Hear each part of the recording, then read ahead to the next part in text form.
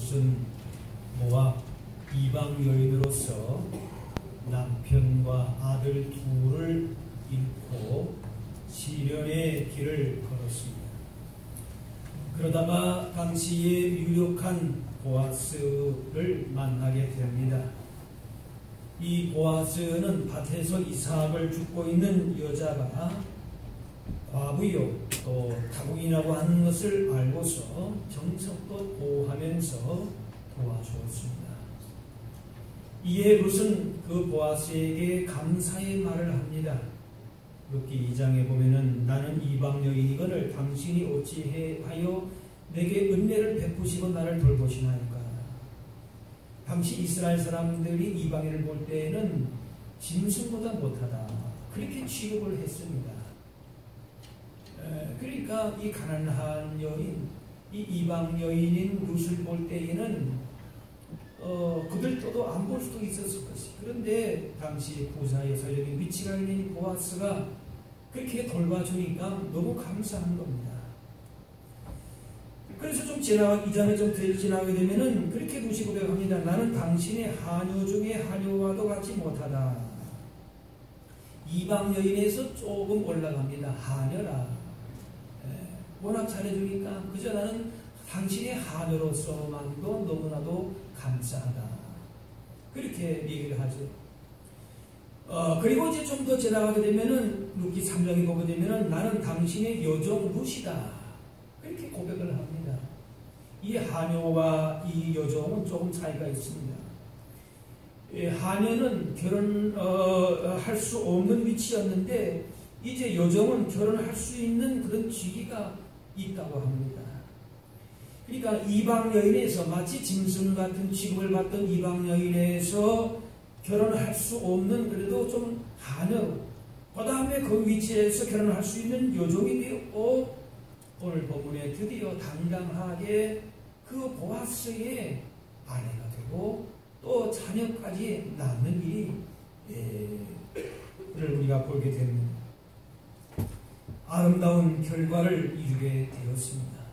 그 고난의 시절을 다 보내고 나서 이런 놀라운 복을 받아 누리게 된 것이죠. 우화 가운데 이런 이야기가 있습니다. 개구리 2마리가 우유통에 빠졌습니다. 그래서 우유를 배불리 먹긴 했는데 그 우유통의 벽이 너무 미끄러워서 올라올 수가 없는 것이.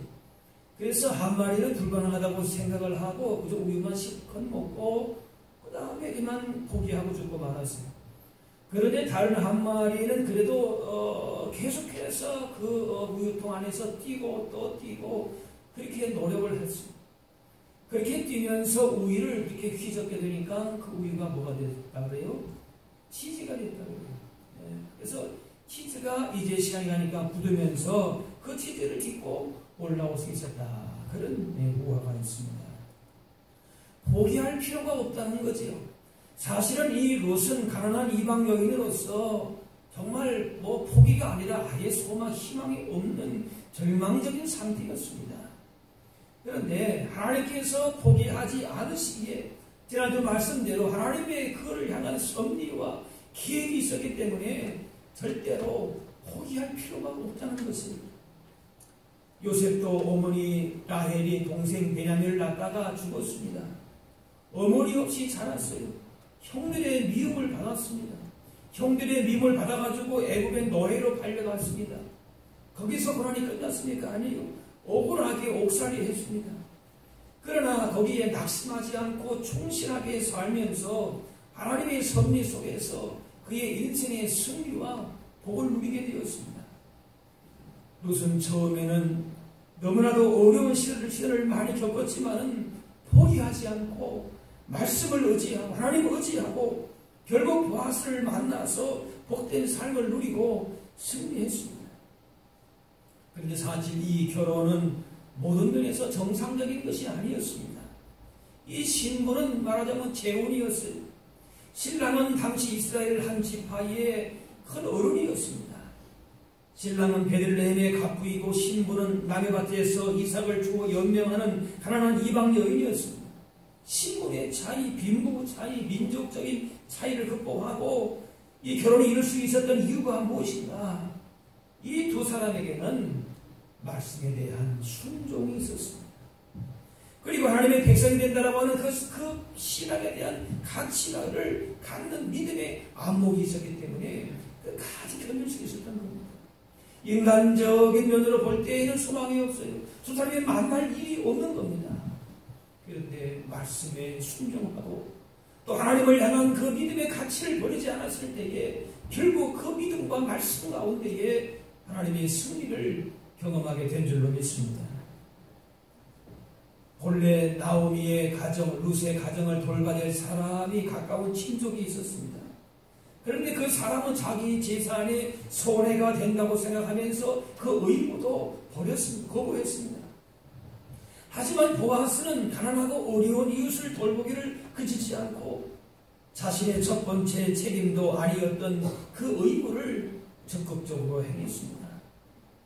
또 룻은 평생을 가난하고 쓸쓸하게 살 각오로 자기의 고향도 아닌 타국에 가가지고 고향을 떠나서 시어머니의 나라로 가서 하나님의 백성이 되는 것을 선택을 한 것입니다. 그렇게 룻이 말렸어요. 너 안 와도 된다. 너 거기서 제가에서 살아라. 그렇게 얘기했는데도 당신의 어머니 하나님이 나의 하나님이 되겠습니다. 그런 간곡한 청으로 정말 시어머니를 향한 마음과 하나님을 향한 그 마음을 가지고 고난의 길을 자청을 한 것이죠.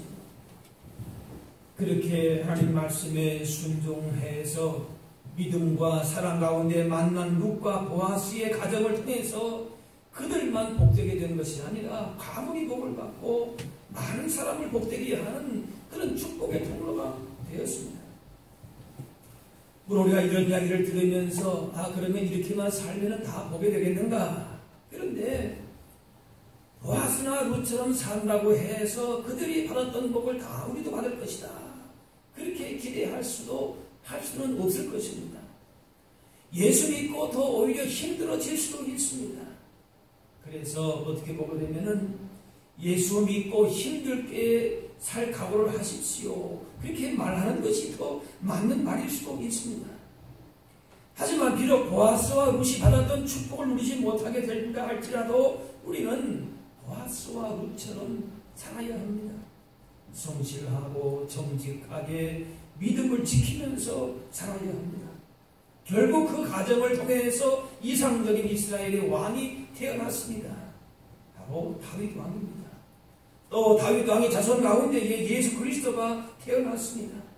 뿐만 아니라 그토록 아름다운 믿음의 모습이 성경에 기록이 되어서 대대로 모든 사람들의 칭송을 받게 되었습니다. 오늘 말씀 보면은 성문에 모여있던 백성과 장로들이 룻과 보아스를 축복해 줍니다. 먼저 신부를 축복해 줍니다.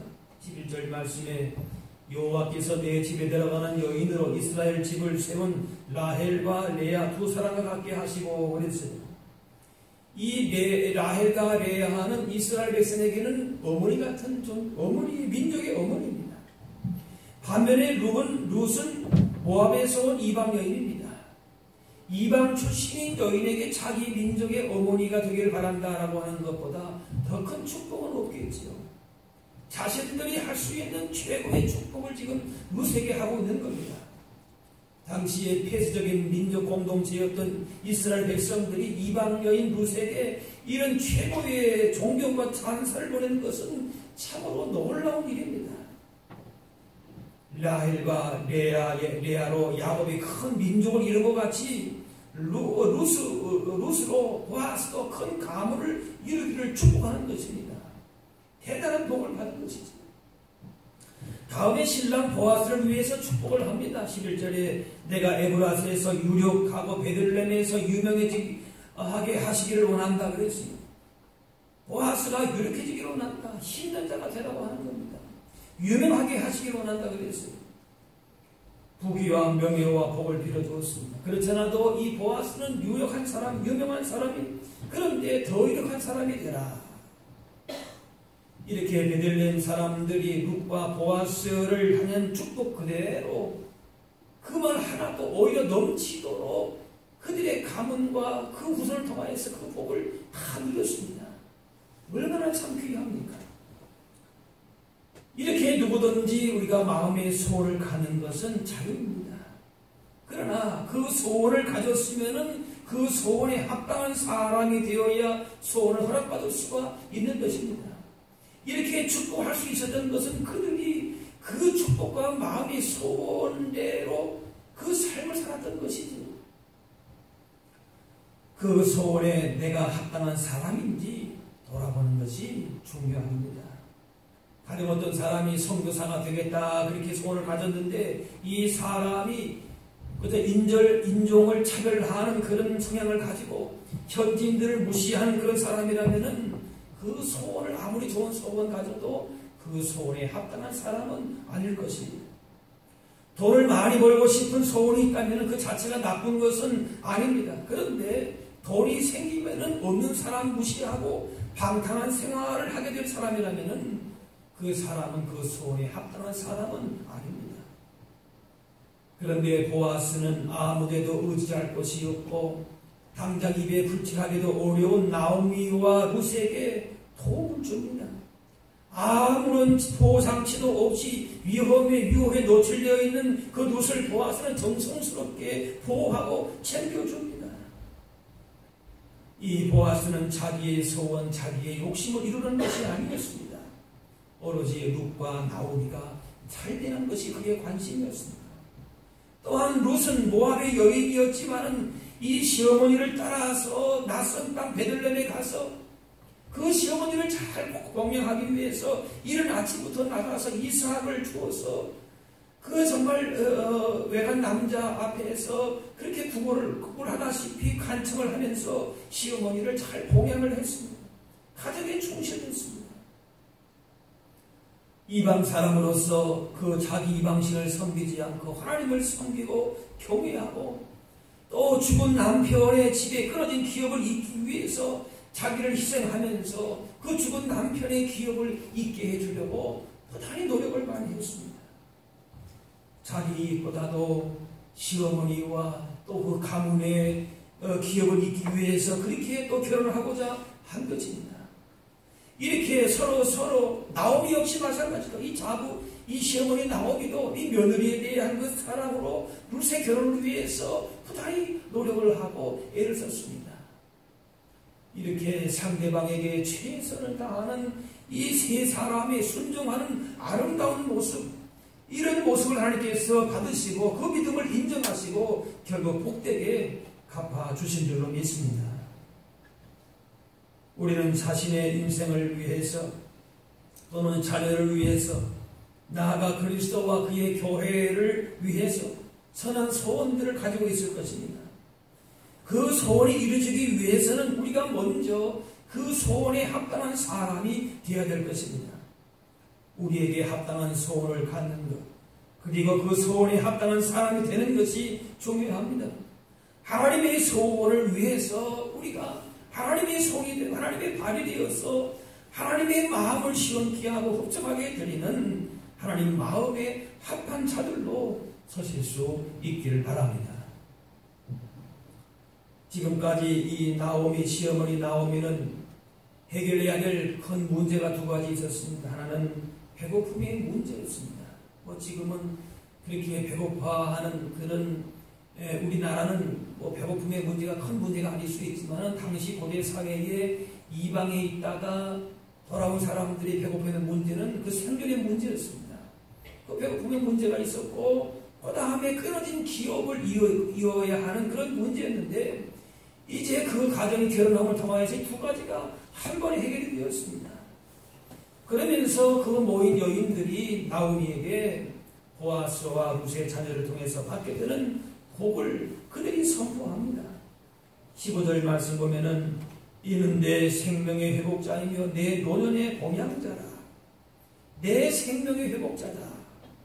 이제 가문에 끊어진 그 생명이 그 기업이 이방 여인을 통하여서 회복되었다 그런 말씀이고 또 내 노년의 봉양자다.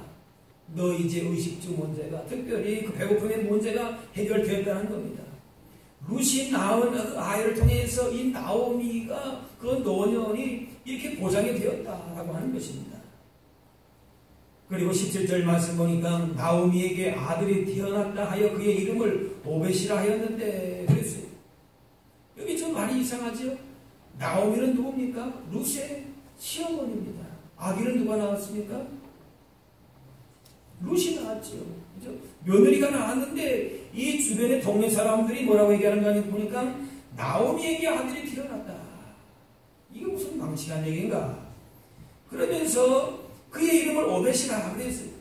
이제 나오미는 남편도 죽고 두 아들도 죽고 그렇게 희망이 없는 사람이었어요. 그런데 직접 낳지는 않았지만은 실질적으로 그 아들이 생긴 그 배고픔의 문제, 그 다음에 기업이 끊어진 그 문제에 대한 그 복을 받은 사람은 누구인가? 바로 당신이다. 나오미 당신이다. 그렇게 축복하고 있는 겁니다. 보아스와 룻이 이렇게 극적으로 만나고 그래서 룻이 이 룻기의 주인공이라고 하는 것은 맞는 이야기입니다. 그런데 4장의 마지막으로 결론적으로 가서 하는 얘기는 뭔가 하면은 이 룻기의 주인공, 그 핵심적인 주제에 대한 그 축복의 성공의 주체는 누구였는가? 바로 당신이었다. 나오미였다. 그래서 어떻게 보게 되면은 이 룻기가 나오미기 이렇게 해도 뭐 틀리지 않을 수도 있을 것이에요. 그의 이름을 오벳이라 그랬는데 이 오벳이라는 말은 섬기다라고 하는 의미예요. 이 나오미, 이 아이가 나오미의 섬기는 자가 되고 생명의 회복자가 되고 노년의 봉황자가 된다는 그런 섬김의 의미가 있고 넓은 의미로서는 여호와의 종이라 그런 의미가 있습니다. 어떤 의미에서 룻기는 룻에 관한 이야기라기보다는 그 나오미에 대한 이야기라고 볼 수가 있을 것입니다. 메시아의 계보를 있게 한 룻의 이야기를 가능하게 한 사람으로서 나오미의 역할을 하나님께서 귀하게 보신 겁니다. 룻이 앞장설 수 있고 룻이 주제가 될 수 있지만 하나님께서 누굴 보신 겁니까? 나오미를 본 거예요. 나오미가 복되다. 나오미가 참 하나님께 복을 받았다. 이렇게 얘기하는 거예요. 나오미는 다윗의 조상도 아니에요. 어떻게 보면 룻과 보아스와는 그저 열을 끊고만 매정하게 생각한다면 관계가 없는 사람으로 그렇게 취급할 수도 있을 것입니다. 그리스도의 혈통도 아닙니다. 이 계보와 상관이 없는 사람이 되었습니다. 그러나 그리스도의 계보를 가능하게 한 사람이었습니다. 요즘 전체적으로 말하면 킹메이커였다 그 말이지. 메시아의 예수님의 계보를 있게 한 킹메이커로서의 나오미의 역할을 하나님께서 귀하게 보신 겁니다. 그래서 이 가정의 기업을 잇고 배고픔의 문제를 해결한 그 아이가 누구의 아들이라고요? 나오미의 아들이다. 당신의 아들이다. 그렇게 축복한 것입니다. 하나님은 배후에서 헌신했던 수고도 똑같이 귀하게 보시고 받으시고 갚아주십니다. 오늘 우리가 믿음을 가지고 구원 얻게 된 배후에는 누군가의 헌신과 수고가 있는 것입니다. 우리가 누리고 있는 기쁨이나 영광이나 축복은 우리 것만이 아니라 그 배후에 누군가의 수고와 헌신이 있는 것입니다. 심는 대로 거둔다, 또 행한 대로 보응을 받는다, 이런 말은 세상에서 수학 공식처럼 항상 정확하게 적용되고 이루어지지는 않습니다. 심었는데도 거두지 못한 사람들이 많고 반대로 행하지 않았는데도 과분한 보응을 받는 사람도 있습니다. 억울한 경우도 있지요. 그러나 하나님 앞에 살아가는 우리들은 이 법칙을 정확한 법칙으로 믿고 살아가야 합니다. 선행을 쌓았는데도 보상을 받지 못한 사람들에게는 하나님께서 보상을 해주실 것입니다. 악행을 쌓았는데도 형벌을 받지 못한 사람에게는 하나님께서 심판하실 것입니다. 한번 따라합시다. 하나님께서 갚아주십니다. 하나님께서 기억하십니다. 믿습니까? 세상의 원칙대로 안 될 수도 있어요. 억울할 수도 있습니다. 그러나 하나님께서 기억하시고 갚아주십니다. 나오미 있을 수도 있는 인물입니다. 룻과 보아스의 가정을 통해서 이제 나오미는 뭡니까? 늙은 사람이고 이제 더 이상 시어머니도 아니고 그럴 수도 있어요. 그런데 하나님께서 그 나오미를 하나님께서 이렇게 인정하시는 겁니다. 한평생을 돌아보며 얼마를 남겼나 무엇을 남겼나 결산할 때가 분명히 옵니다. 믿음대로 행함대로 일함대로 상과 칭찬과 멸류관을 받게 됩니다. 각 사람에게 일한 대로 갚아주십니다. 거짓으로 구비를 행하든지 말든지 그렇게 내버려 두지 하나님이 아니십니다. 지금 이 순간에도 불꽃 같은 눈으로 우리의 생각과 행동을 감찰하시는 하나님이신 줄로 믿습니다. 보아스에게 주신 복을 우리가 그대로 받지 못할지라도 우리는 보아스처럼 살아야 합니다. 룻에게 주신 복을 그대로 받지 못할지라도 룻처럼 살아야 합니다. 분명한 것은 하나님께서 우리의 행실에 따라서 정확하게 보고 계시고 때를 따라서 그대로 갚아주실 것이라고 하는 것입니다. 이것을 믿으면서 영적인 선한 싸움을 싸우고 믿음의 길을 걸어가실 수 있기를 바랍니다. 룻은 과거에 비해서 신분과 지위가 혁명적으로 바뀌었습니다. 요셉이 노예로 팔려갔지만 결국 그 나라의 총리가 되었던 만큼 파격적인 변화였습니다. 지위도 높고 재산도 많은 집안의 안방 주인이 되었습니다. 그 집안의 대를 이어갈 아들을 낳았습니다. 이렇게 해서 그 모든 소원이 다 이루어졌습니다. 그런데 우리가 여기서 놓치지 말아야 될 중요한 구절이 있습니다. 룻이 이렇게 아들을 낳을 수 있었던 이유를 말씀하면서 이 룻의 축복을 가능하게 했던 근본적인 원인을 밝히고 있습니다. 그 말씀이 13절 말씀입니다. 여호와께서 그에게 임신하게 하심으로 그가 아들을 낳은지라. 임신하게 하시고 아들을 낳게 하신 것, 그 굉장히 중요한 건데 그걸 누가 하셨다고요? 하나님께서. 이 아이는 하나님의 선물이라고 하는 것입니다. 아이를 낳는 것뿐만 아니라 모든 것이 하나님의 은혜였습니다. 1장에 나오미가 베들레헴으로부터 돌아온 것도 하나님의 은혜고, 2장에 룻이 아침 일찍 이삭을 주러 나갔는데 우연히 보아스를 만나서 그 밭에 나가서 그렇게 만난 것도 하나님의 은혜고, 또 3장에 나오미가 룻을 위해서 세웠던 계획도 그대로 이루어진 것도 은혜고, 4장에 보아스가 장로들로부터 앞에서 친족으로부터 모든 권리를 받게 된 것도 하나님의 은혜고, 이것이 성경이 말해주고자 하는 것입니다. 다시 말해서 이 룻기의 주인공은 룻도 아니에요. 사실은 나오미도 아니에요. 바로 이 룻기의 주인공은 하나님이신 줄로 믿습니다. 룻을 통해서 역사하시고 이를 이루어 가시는 분은 바로 하나님이신 것이다 말씀하십니다. 지금까지 지내온 것이 모두 하나님의 은혜입니다. 내가 잘나서가 아닙니다. 이 자리에 호흡하고 예배하는 것도 다 하나님의 은혜고, 우리가 장차 주님 나라에 가는 그 순간까지 살아가는 그 모든 것이 하나님의 은혜입니다. 우리 인생이 얼마나 하나님의 도구로 사용될 것인지는 우리가 얼마나 하나님께 순종하고 헌신된 삶을 살아가느냐 따라서 달라지겠지만은, 우리의 삶을 통해서 은혜 가운데에서 하나님께서 선하신 뜻을 친히 이루어 가게 하실 줄로 믿습니다. 근본적인 우리를 향하신 하나님의 섭리와 뜻과 계획이 반드시 있다는 것입니다. 아들을 낳게 하지 않으면 죽겠다고 하는 라헬에게 야곱이 이렇게 말했습니다. 그대를 임신하지 못하게 하시는 이는 하나님이시니 내가 하나님을 대신하겠느냐. 이 라헬이 야곱을 자꾸 이렇게 나에게도 자녀가 있지 않느냐 하고 말하자면 성화를 치는 겁니다. 그러니까 야곱이 하는 말이 하나님이 허락하셔야 된다. 그렇게 말을 하는 거예요. 아들을 낳고 낳지 못하는 것은 하나님께 속한 일이라는 것입니다. 태를 닫으시는 분도 하나님이시고 태를 여시는 분도 하나님이십니다. 나오미를 빈손으로 만드시고 룻을 비천한 지경에 이르게 하시는 것도 하나님이시고, 그 롯과 나오미를 존귀하게 라헬과 레아처럼 이스라엘의 민족의 어머니로 삼은 것도 하나님이신 줄로 믿습니다. 우리는 단지 그 하나님을 믿고 의지하고 순종할 뿐입니다. 이렇게 하나님이 우리의 발걸음을 인도하시고 주관하심을 분명히 믿는다면 어떤 상황에서도 하나님을 신뢰함으로 평안한 인생을 살아갈 수 있는 줄로 믿습니다. 복받을 자격과 조건을 갖추었다 할지라도 일마다 풀리지 않을 수가 있습니다. 하나님을 믿고 말씀에 충실했다고 해서 모든 일이 순조롭게 잘 풀리고 하는 일마다 잘 되는 것이 아닙니다. 오히려 예수 믿고 더 힘들어질 수도 있습니다. 롯은 평생을 가난하고 쓸쓸하게 살 각오를 가지고 그 시어머니를 쫓아갔습니다. 자기 인생을 위해서는 가면 안 되는 거죠. 시어머니도 말렸습니다. 그런데 하나님의 백성이 되기로 선택한 거죠. 그렇게 세워진 가정, 하나님을 의지하고 말씀 붙들고 순종하는 그 과정을 통해서 하나님께서 놀라운 축복의 통로가 되게 하신 줄로 믿습니다. 우리가 보아스와 룻이 받았던 축복을 누리지 못할지라도 우리는 보아스와 룻처럼 살아야 합니다.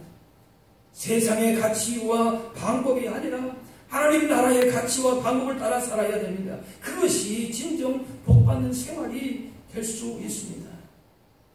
믿음으로 살지라도 당장 우리 삶에 보상이 없을 수도 있습니다.